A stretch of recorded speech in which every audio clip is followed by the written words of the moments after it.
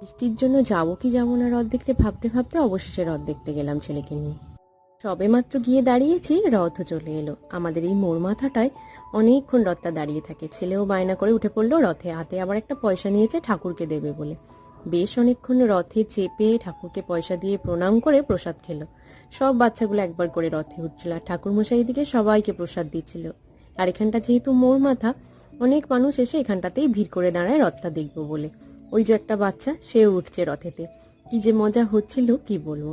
বেশ অনেকক্ষণ দাঁড়িয়ে থাকার পর প্রসাদ প্রসাদ খেয়ে এবার একটু দড়িতে টান দিলাম। এবার জগন্নাথ এগিয়ে চললো তার মাসির বাড়ির দিকে। ছেলেও এদিকে আমার ওর বাবার সাথে এগিয়েছে একটু রথের দড়িতে টানবে বলে। ছেলে মানুষ হলে কি হবে, সবাই যেটা করছে ওরও ইচ্ছে হলো। এবার পেয়েছে একটা ওর বন্ধুর ছোট্ট রথ। বন্ধুকে তো হাত ছাড়িয়ে দিয়ে একা একাই রথ টানছে। ওকে বললাম, বন্ধু তো মন খারাপ হচ্ছে, ওকে দিয়ে দাও।